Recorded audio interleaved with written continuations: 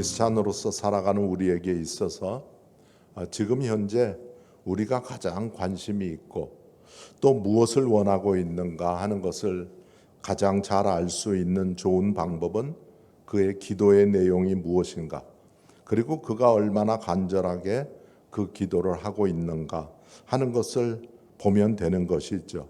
그래서 우리는 기도는 마음의 창이다 이렇게 말하기도 하는 것입니다. 그런데 우리가 기도할 때 대부분의 경우는 지금 내가 직면하고 있는 문제들을 놓고 기도합니다. 물론 그렇게 기도하는 것, 그리고 그 기도의 응답을 받으며 살아가는 것 중요합니다.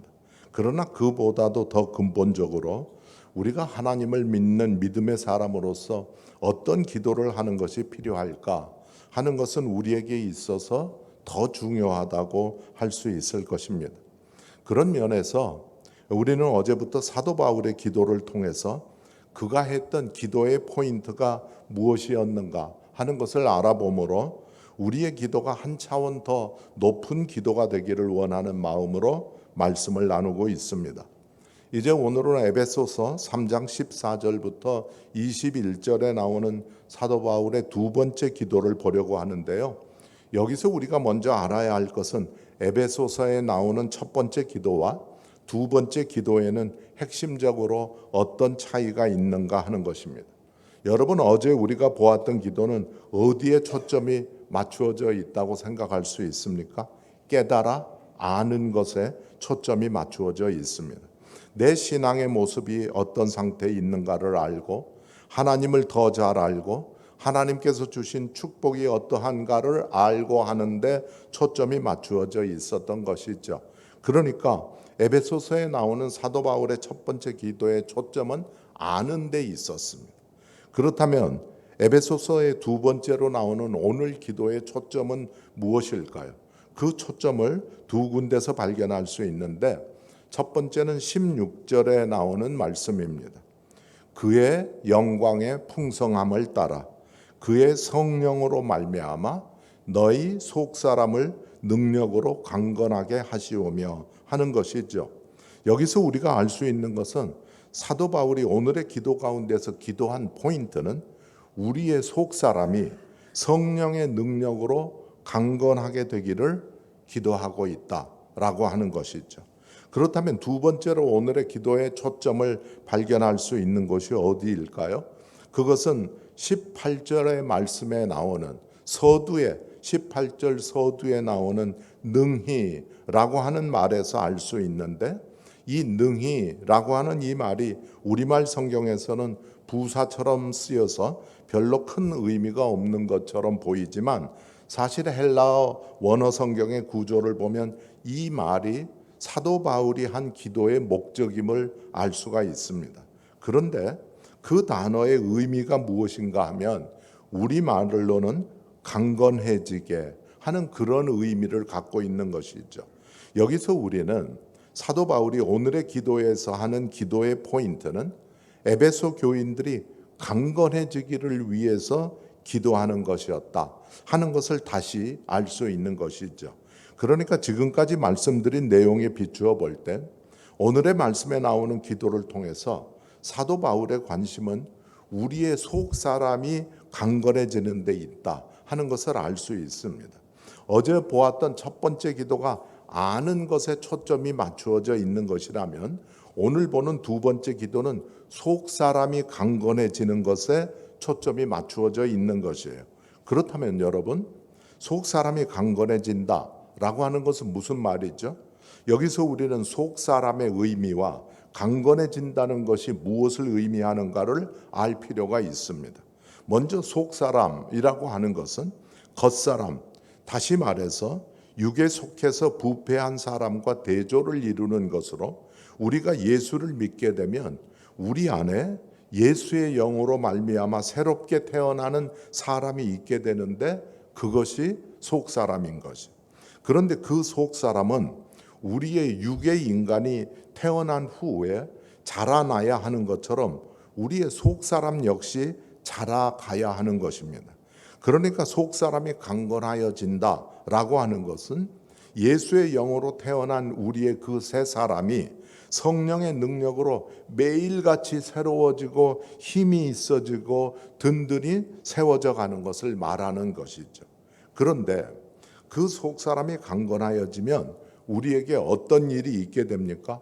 무엇인가를 더 잘 분별할 수 있는 힘을 갖게 되는 것이, 더욱더 민감해진 양심을 갖게 되는 것이, 아는 것을 더욱더 잘 실행에 옮길 수 있는 더 굳건한 의지를 갖게 되는 것이에요.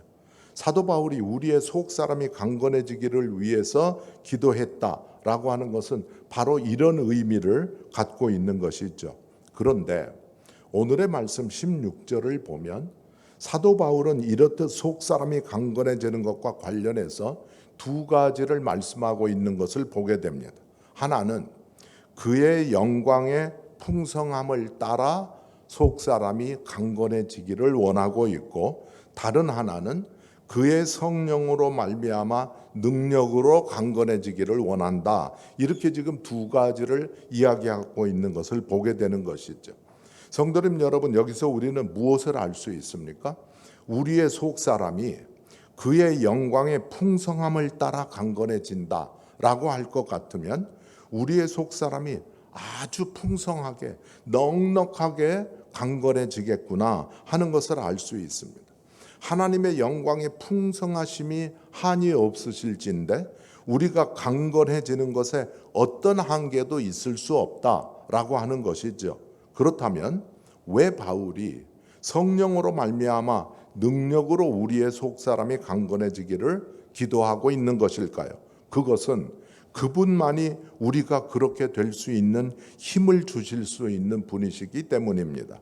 오직 성령만이 우리의 영혼을 강건하게 하실 수 있으시기 때문이죠. 그분만이 우리를 새롭게 하시고 새 힘을 주시고 우리에게 능력을 주시는 분이시기 때문이에요. 여기까지 보면 우리가 에베소서에 나오는 사도 바울의 두 번째 기도로부터 배워야 할 기도의 포인트는 분명해집니다. 그것은 하나님의 영광의 풍성함을 따라 성령으로 말미암아 능력으로 우리의 속사람이 강건하여지기를 기도하는 것입니다. 그렇다면 여러분, 사도 바울이 왜 여기서 이런 기도를 하고 있는 것이죠? 그것은 오늘의 본문 바로 앞절인 에베소서 13절을 보면 알 수 있는데요. 13절을 한번 같이 읽어보실까요? 시작. 그러므로 너희에게 구하노니 너희를 위한 나의 여러 환난에 대하여 낙심하지 말라. 이는 너희의 영광이니라 라고 말씀합니다. 여기서 우리는 낙심하지 말라 하는 말에 주목할 필요가 있는데, 왜 사도 바울이 에베소 교인들에게 속사람이 강건하여지기를 구하고 있는가 하면 그들이 낙심하지 않기를 바랬기 때문이라는 것을 알 수 있습니다. 성도님 여러분, 그런 면에서 이 기도는 바로 우리에게 절실히 필요한 기도다라고 생각되지 않으시는지요? 왜냐하면 우리를 절망케 하는 환경들, 단조로운 일상들, 육체적인 연약함, 개인적인 실패의 경험, 원하지 않음에도 일어나는 여러 가지 사건들, 끝이 없이 지고 가야 할 책임, 해결되지 않는 갈등 등 이 모든 것들이 우리를 낙심케 하기 때문이죠.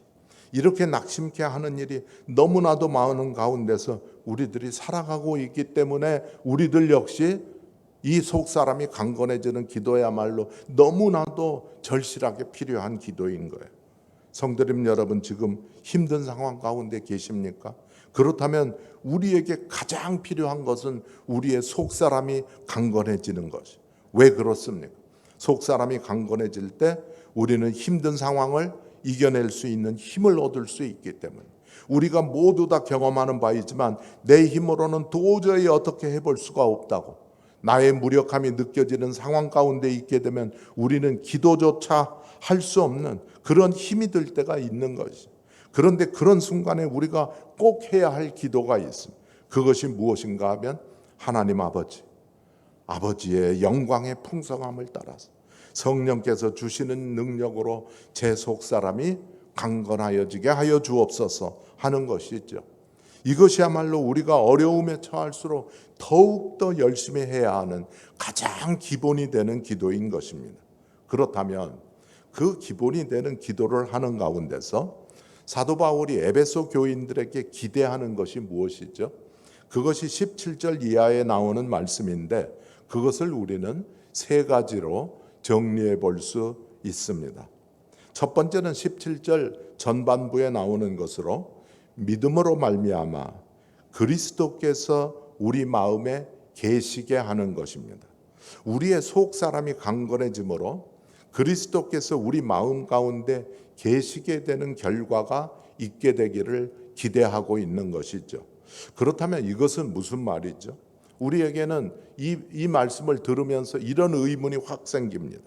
예수 그리스도가 우리 마음에 계시는 것은 이미 우리가 예수 그리스도를 내 구세주요 주님으로 영접했을 때가 아니냐 하는 것이죠. 맞습니다. 우리가 크리스찬이 될 때 예수님께서는 우리 마음 안에 들어오셔서 내주하게 되시는 것이죠. 그렇다면 여기서 그리스도께서 우리 마음에 계신다라고 하는 것은 무슨 의미이죠?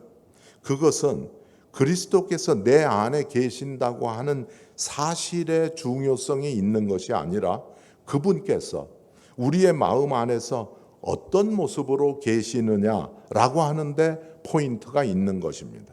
성도님 여러분, 예수 그리스도께서는 우리가 예수를 믿게 되면 우리 마음 가운데 들어오십니다. 그러나 그분이 어떤 모습으로 계시느냐 하는 것은 또 다른 문제인 것이에요. 많은 크리스찬들의 경우에 예수님을 그만 문간에 세워놓고 마는 것이죠. 예수님, 지금 제 집에 들어오시기는 했습니다. 그러나 거기까지입니다. 더 이상은 들어올 생각을 하지 마세요 하는 것이죠. 그러나 주님은 우리의 집의 문간에가 아니라 우리 집 안으로 깊숙이 들어오시기를 원하십니다. 문제는 내가 주님을 얼마만큼 소유하고 있느냐가 아니고요.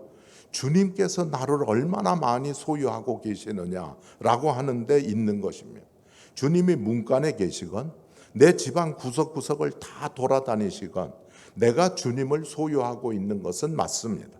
그러나 주님이 나를 얼마나 많이 소유하고 계시는가 하는 것은 이 둘 사이에는 엄청난 차이가 있는 것이죠. 그런데 중요한 것은 주님이 나를 얼마나 많이 소유하고 계시느냐라고 하는 것입니다. 그러므로 주님 내 안에 들어오셔서 내 마음을 정결하게 하여 주시고 내 생각이 거룩하게 해 주시고 내 입술을 주장하여 주시고 내 길을 인도해 주시옵소서라고 나의 모든 부분을 다 주님께 내어놓아야 하는 것이죠. 그런데 여러분, 이것이 어떻게 가능합니까? 내 속 사람이 강건하여질 때 가능하게 되는 것이에요. 사도 바울은 속 사람이 강건하여지기를 기도하면서 바로 이것을 함께 기도하고 있는 것입니다. 그렇다면 두 번째는 무엇입니까? 17절 후반부에서 18절까지에 나오는 것인데 그리스도의 사랑에 대하여 더 큰 이해를 하게 되는 것입니다. 내 속 사람이 강건하여짐으로 그리스도의 사랑에 대한 더 큰 이해가 가능해지기를 기대하는 것이에요. 그런데 그것에 대해서 오늘의 말씀 19절을 보면 여러분 한번 19절을 같이 읽어보실까요? 그 너비와 길이와 높이와 깊이가 어떠함을 깨달아 하나님의 모든 충만하신 것으로 너희에게 충만하게 하시기를 구하노라. 네, 19절에 제가 빨갛게 표시해 놓은 그 부분이 두 번째인데요. 그 너비와 길이와 높이와 깊이가 어떠함을 깨달아 라고 말씀하고 있습니다. 성도님 여러분, 그리스도의 사랑에 너비와 길이와 높이와 깊이가 있답니다. 그렇다면 그리스도의 사랑의 너비가 무엇입니까? 그것은 모든 인간을 포함할 만큼 넓습니다. 그 중에 나도 포함되는 것이죠. 그리스도의 사랑의 길이가 무엇입니까? 그것은 영원토록 지속되기에 충분할 만큼 긴 것이에요. 그리스도의 사랑은 결코 기간이 정해져 있는 것이 아닙니다. 그렇다면 그리스도의 사랑의 깊이는 무엇입니까? 가장 비열한 인간을 저 깊은 사망의 못에서 구원할 만큼 깊습니다.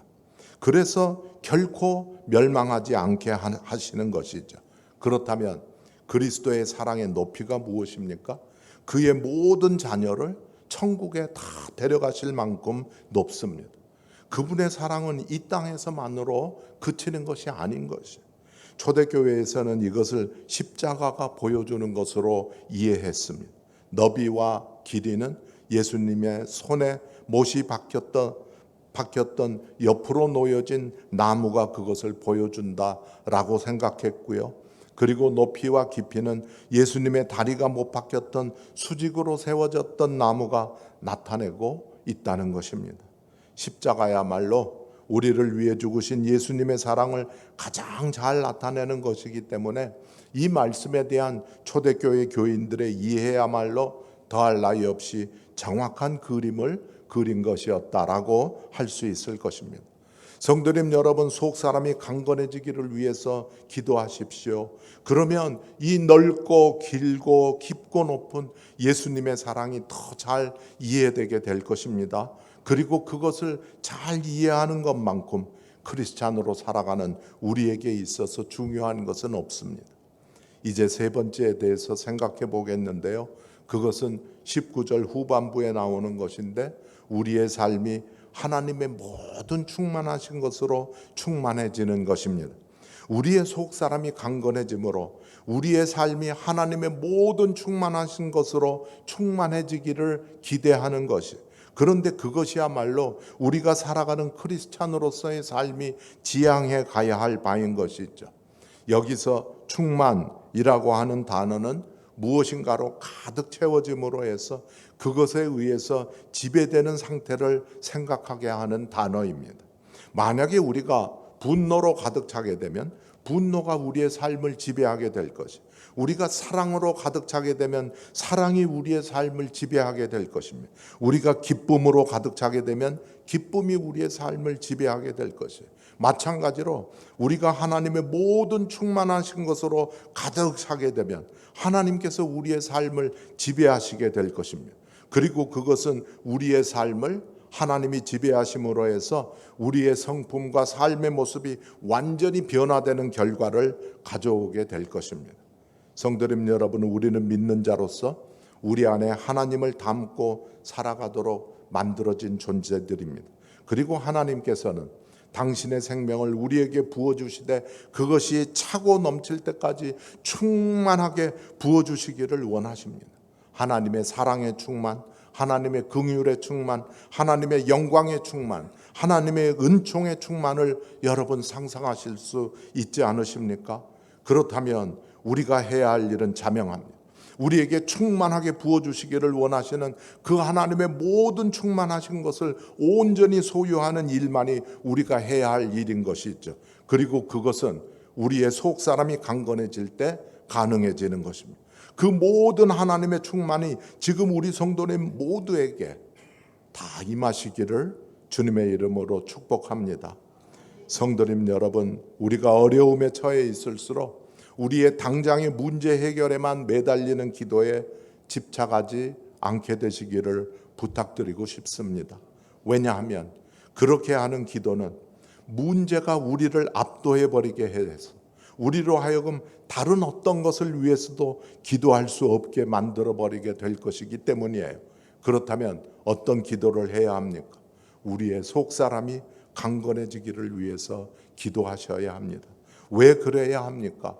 20절에서 보는 것처럼 하나님은 우리가 구하는 것이나 생각하는 모든 것에 더 넘치도록 능히 하실 분이시기 때문이에요. 성도님 여러분, 여기서 우리는 이렇게 놀라운 기도를 하도록 에베소 교인들에게 권면하고 있는 사도 바울이 그 당시 어디에 있었는가를 알 필요가 있습니다.